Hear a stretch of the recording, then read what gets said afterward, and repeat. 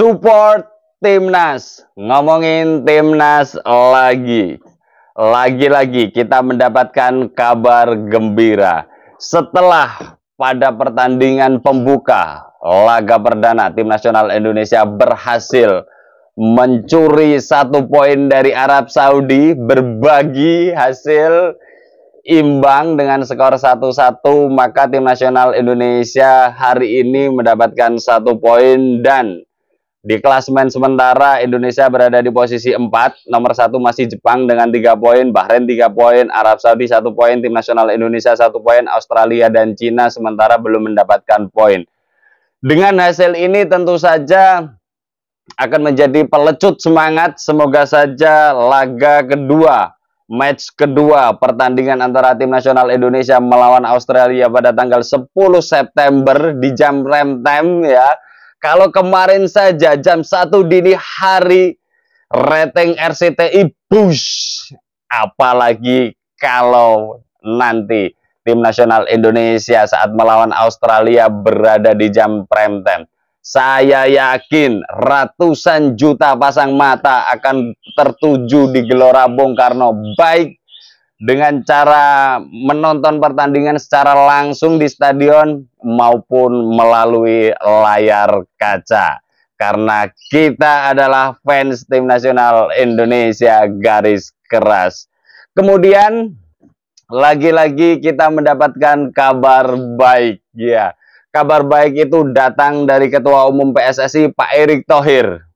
Pak Erick Thohir salaman dengan 2 pemain yang akan dinaturalisasi. Mungkin juga teman-teman sudah spill sedikit atau sudah tahu informasi tersebut ya. Dia adalah Miss Hilger dan Eliano Rangers ya. Kedua pemain ini dipastikan akan diproses naturalisasinya. Semoga saja prosesnya juga tidak membutuhkan waktu yang lama ya. Minimal bulan depan kalau bisa kan keren ya. Tapi ya kita lihatlah. Karena proses naturalisasi ini kan perlu melalui step by step yang panjang ya. Semoga saja kedua pemain ini akan segera berseragam Tim Nasional Indonesia. Ya, pada kali ini saya ingin membahas berkaitan dengan Miss Hilger ya. Terus kemudian untuk Eliano Rangers nanti next video kita akan coba gali lebih dalam berkaitan dengan pemain yang satu ini.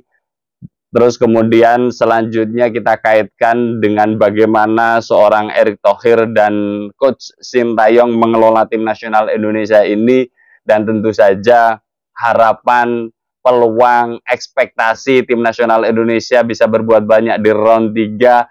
Apakah kita semuanya tetap pada jalur optimis banget, atau biasa saja ya.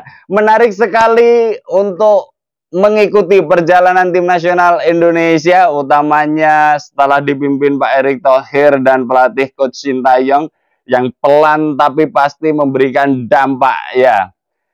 Kita mulai dari sosok pemain Miss Hilger. Sebenarnya pemain ini sudah diisukan lama sekali ya, dikait-kaitkan dengan Tim Nasional Indonesia, akan tetapi ya semuanya butuh usaha, semuanya butuh introspeksi, atau khususnya seorang Miss Hilger butuh meditasi, perenungan panjang untuk bisa memutuskan. Karena memang bagi seorang pemain untuk bisa pindah kewarganegaraan itu ya nggak mudah. Miss Hilger lahir di Belanda, tinggal di Belanda, klubnya pun di Belanda, artinya hari-hari di Belanda. Terus kemudian tiba-tiba ditawari untuk naturalisasi berseragam Tim Nasional Indonesia, itu kan sesuatu ya, aspek batinnya ya, terus kemudian bagaimana nanti circle-nya di Belanda, itu juga perlu dipertimbangkan banyak hal oleh Miss Hilger. Akan tetapi ya hari ini ya, setelah Miss Hilger salaman dengan Erick Thohir, berarti siap ditasbihkan ya, siap ditasbihkan untuk pengambilan sumpah menjadi WNI. Ya, kalau kita bicara Miss Hilger, maka tentu saja kita bicara kualitas pemain yang satu ini ya. Market value-nya 121,6 miliar, artinya pemain ini akan menjadi pemain termahal di tim nasional Indonesia, dan ya kita semuanya bersyukur. Dan kita semuanya berkontribusi ya. Bahkan saya sering kali bilang, ya kalau melakukan naturalisasi pemain, kalau misalkan stoknya ada ya dan para pemain itu bersedia, pilihlah up to 50 miliar agar kontribusi peran itu signifikan ya dari before dan afternya. Dan tentu saja ini kabar baik, Miss Hilger 121,6 miliar ya. Lahir 13 Mei 2001, usianya sekarang 23 tahun, usia menjelang emasnya. Jadi kalau saya katakan ini adalah sebuah keputusan besar bagi seorang Miss Hilger, yes, harus diakui yes. Usianya 23 tahun, artinya secara karir hari ini dia di Twente FC, salah satu klub yang cukup bagus di Eredivisie, dan tentu saja karirnya bisa jadi akan menjadi lebih baik karena memang pemain ini terus tumbuh ya.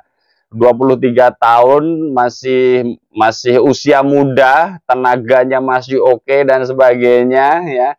Terus kemudian market value ini akan ada potensi kenaikan juga seiring dengan perjalanan karir, semoga saja hari-hari ke depan setelah dinaturalisasi, setelah menjadi WNI, setelah berseragam tim nasional Indonesia, Miss Hilger mendapatkan karir yang lebih cemerlang lagi di kemudian hari ya. Terus kemudian tinggi badannya 185 cm, ya tidak menjulang setinggi Jay Itzes sih ya, tapi kan untuk tinggi 185 cm ya udah di atas rata-rata para pemain Indonesia yang lahir, berlatih, besar dan berkompetisi di Indonesia lah ya. Jadi secara postur ini juga memang tidak terlalu besar, akan tetapi cukup proporsional sebagai pemain sepak bola. Terus kemudian posisinya di back tengah, center back ya. Ini akan menjadi duet maut. Bang Jai dapat teman baru, Bang Jai ya. Jay Itzes tentu saja akan menjadi lebih kompak ya dalam mengorganisasi defense-nya ketika muncul sosok Miss Hilger ya. 121,6 miliar ya. Terus kemudian kalau kita bicara posisi atau aktivitas di klubnya Twente FC, pemain ini menjadi pemain inti ya, dan sudah lama pemain inti menjadi pilihan utama jika kondisinya sangat fit. Dan kemudian Twente FC ini juga kompetitif juga di Eredivisie ya, ya bisa masuk 5 besar lah ya. Dan ini menjadi ya poin tersendiri, kredit tersendiri. Tim nasional Indonesia bersyukur, kita bersyukur dapat pemain dengan harga 121,6 miliar. Kemudian dari sisi Miss Hilger juga semoga saja ini menjadi keputusan yang baik. Bahkan di dalam salah satu interviewnya melalui kanal Instagram Twente FC, Miss Hilger mengatakan, ya saya ini tidak asing dengan kultur Indonesia. Keluarga saya sering mengkonsumsi budaya Indonesia, mengkonsumsi masakan Indonesia, dan tentu saja ini adalah hal yang indah. Momentum saat ini sebenarnya sudah saya pikirkan sejak lama, akan tetapi ya hari ini proses itu terjadi. Dengan kalimat yang diungkapkan Miss Hilger, saya merasa merinding, jujur saja merasa merinding ya. Dan ya oke lah, Miss Hilger oke ya. Silahkan komen, siapa yang nggak setuju Miss Hilger dinaturalisasi, dan tentu saja setuju atau tidak setuju, pastinya Miss Hilger akan menjadi bagian tim nasional Indonesia dalam waktu dekat. Terima kasih Pak Erick Thohir. Terus kemudian ini yang menarik, kita coba hubungkan dengan bagaimana seorang Erick Thohir mengelola tim nasional Indonesia bersama Sintayong. Kalau ada pengamat yang mengatakan dengan materi pemain hari ini, tanpa dilatih Sintayong pun tim nasional Indonesia akan bisa berbuat banyak. Ya. Dan saya berani katakan bahwa that is wrong. Itu sangat salah. Kenapa? Banyak sekali klub tim nasional Indonesia dengan taburan bintangnya, ya. Kemudian ya mereka belum tentu mendapatkan prestasi yang baik juga. Ya, secara teori memang itu berbanding lurus. Akan tetapi arsitek, ya, pelatih itu juga berpengaruh sangat penting. Dan kalau kita bicara Asia, ini kita bicara Asia ya, Sintayong sudah sangat malang melintang bersama dengan Korea Selatan dan tentu saja sudah sangat familiar dengan gaya permainan sepak bola hampir semua negara di Asia. Terus kemudian ini yang menjadi menarik ya. Jadi antara Sintayong dan Erick Thohir ini kayaknya sama-sama menggunakan prinsip Kaizen, continuous improvement, ya, basic, salah satu cabang ilmu manajemen terapan ya. Saya pikir ini yang wow lah, saya bilang wow gitu. Kenapa? Jadi di samping memang dalam proses naturalisasi itu tidak semudah yang dibayangkan untuk bisa mendapatkan pemain-pemain hebat mau bersedia berseragam tim nasional Indonesia, akan tetapi yang menjadi menarik adalah Sintayong dan Erick Thohir dalam melakukan proses naturalisasi pemain dilakukan secara bertahap. Continuous improvement ada di dua kepala orang hebat ini. Continuous improvement, perbaikan terus-menerus. Jadi perbaikannya tidak signifikan ya. Pembentukan tim nasional Indonesia ini kalau kita berkaca pada histori kan memang sudah lama. Seorang Sintayong saja sudah di Indonesia melatih tim nasional Indonesia ini menuju tahun keempat kelimanya. Jadi ini proses panjang yang kita sebenarnya tidak terasa ya. Ya, karena ya satu mengikuti, menikmati baik hal-hal yang berkaitan dengan di dalam lapangan maupun di luar lapangan, kita menikmati pertunjukan tim nasional ini. Jadi 4-5 tahun ini kayaknya nggak terasa, dan ini akan berlanjut terus sampai 2027 ya.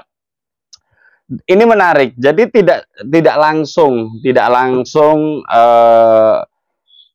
10 pemain, 20 pemain naturalisasi dikirim di sini, diproses, kemudian akan dibentuk menjadi satu kesatuan. Akan tetapi langkah awal yang kita ketahui bersama dari seorang Sintayong adalah mengambil pemain-pemain muda dulu. Oke, nggak apa-apa. Ini kan berjalannya waktu juga akan sempurna juga. Rafael Strijk, Justin Hubner, Ivar Jenner itu ya salah satu nama-nama yang di awal melakukan proses naturalisasi, kemudian menariknya tetap dikombinasi dengan pemain-pemain senior Jordi Amat, terus kemudian Sandy Walsh, Sain Patinama, ya, berlanjut lagi ini tim diikut sertakan dalam turnamen-turnamen resmi FIFA ya. Kita sangat bisa memahami sekali ya kualitas tim nasional Indonesia itu ketika berlaga di Piala Asia. Ya, meskipun lolos 16 besar, akan tetapi di situ harus kita akui tim nasional Indonesia secara kualiti, secara materi pemain, meskipun seorang Sintayong sudah memeras otak untuk bisa menjadikan momentum sejarah demi sejarah di setiap pertandingan tim nasional Indonesia, akan tetapi memang masih berat ya. Nah, itu menjadi bahan evaluasi. Kemudian apa sih yang harus dilakukan lagi? Perbaikan secara bertahap terus menerus. Kemudian kalau kita masih ingat juga ya, saat kualifikasi round 3 bagaimana tim nasional Indonesia tertatih-tatih di awal-awal, terus kemudian bouncing back-nya berada saat melawan Vietnam, dilanjutkan dengan kalah dengan Irak, dan terakhir kita menang dengan Filipina. Jadi ini adalah proses panjang. Jadi kedua orang ini, kedua yang kita banggakan ini sama-sama action, evaluasi, action, evaluasi, action, evaluasi. Plan, do, check, and action. Ya, dan ya harus kita akui dengan semakin kesininya Sintayong berarti semakin mengetahui kelemahan dan kelebihan tim nasional Indonesia. Sintayong sudah pada level apa yang harus dilakukan dan apa yang tidak harus dilakukan oleh para pemain tim nasional Indonesia. Dan kebetulan hari ini Miss Hilger ya bersama Elano Rangers itu menasbihkan diri bersalaman dengan seorang Erick Thohir. Tentu saja ini menjadi amunisi baru ya, menyempurnakan lini belakang ya. Tentu saja sektor back kiri sudah tebal, ada Kelvin Verdong, ada Sen Patinama, ada Arhan Pratama, terus kemudian di sektor center back ya ada Jay Itses, Jordi Amat, Justin Hubner, Rizky Ridho, Ferrari, Wahyu Prasetyo, dan hari ini ketambahan Miss Hilger ya. Jadi sangat tebal sekali. Kemudian di bagian back kanan Asnawi Mangku Alam, terus kemudian ada Sandy Walsh, terus kemudian ada ini pemain baru Eliano Rangers ya. Tentu ini gila sih. Lini belakang tim nasional Indonesia, wah mantep. Untuk bersaing bersama dengan negara-negara lain di Asia, saya ingin katakan bahwa tim nasional Indonesia pada sektor pertahanan akan bisa bersaing dengan negara-negara di grup C kualifikasi Piala Dunia 2026 ya. Artinya ya sekali lagi saya ingin bilang bahwa apa yang dilakukan Erick Thohir dan Sintayong tidak instan dalam hal melobi pemain, dalam hal pendekatan para pemain, menunggu momentum yang tepat, menunggu tim nasional Indonesia naik level terlebih dahulu, terus kemudian mencoba mengajak komunikasi lagi. Misalkan di salah satu podcastnya Pak Arya Sinuga mengatakan, bagaimana dengan Kevin Dix? Kevin Dix belum deh. Oleh Romeni juga belum deh. Ya, kita akan tunggu saja mereka mengikuti arus ombak dari tim nasional Indonesia. Dan saya pikir di tangan Pak Erick Thohir yang menjadi sesuatu juga adalah tidak hanya tim nasional, tidak hanya para pemain tim nasional Indonesia itu dipanggil main tim nasional Indonesia terus kemudian dibiarkan begitu saja, tidak. Seorang Erick Thohir ikut mendampingi karir dari para pemain tim nasional Indonesia seperti Marcelino ya, karena memang belum dapat klub, terus kemudian dapat tawaran dari Oxford United. Terus kemudian ini Ragnar ya, Ragnar juga mencoba dibantu oleh PSSI Pak Erick Thohir untuk dicarikan klub dan sebagainya. Dan di sana di Liga Belgia ada salah satu owner ya klub dari Indonesia, dan kemudian karena memang saling membutuhkan, saling menguntungkan, maka hari ini Ragnar juga bermain di Liga Belgia sana. Dan beberapa pemain yang kita tunggu-tunggu sebenarnya Tom Haye ya. Tom Haye belum dapat klub, akan tapi Tom Haye adalah Tom Haye. Pemain ini masih oke, sangat mumpuni. Tom Haye berharap sih berkarir di luar Belanda dan kalau bisa ikut Liga Champion. Kita tunggu saja keputusan Tom Haye terkait dengan masa depannya. Akan tetapi kalau kita berbicara balik mengenai proses bagaimana membangun tim nasional Indonesia ini, seorang Erick Thohir ya sedikit banyak menggunakan pola-pola manajemen baku, manajemen teoritis yang kemudian coba dipraktekkan. Di situ ada trial and error, bisa jadi jam terbang Pak Erick Thohir juga tidak bisa dibohongi. Jadi continuous improvement, ilmu kaizen, ya, perbaikan secara terus-menerus, bertahap, berkelanjutan, kecil, progresnya kelihatan, dampaknya kelihatan. Terkadang tidak bersifat kuantitatif, bersifat angka, hasil akhir, juara, dan sebagainya. tapi dari sisi permainan tim, dari sisi animo masyarakat, dari sisi sponsorship, juga sudah mulai percaya bahwa tim nasional Indonesia di tangan Erick Thohir ini akan bisa menjelma menjadi tim nasional Indonesia yang bisa berbicara banyak di level Asia. Round 3 kualifikasi Piala Dunia 2026 menjadi challenge, tantangan tersendiri bagi Erick Thohir dan Sintayong dalam hal mengelola tim nasional Indonesia. Dan saya ada keyakinan dengan datangnya dua pemain ini, tim nasional Indonesia akan jauh lebih kuat, jauh lebih percaya diri, jauh lebih akan bisa berbuat banyak ya. Ya, kalau kita boleh berharap round 3 langsung lolos boleh nggak sih?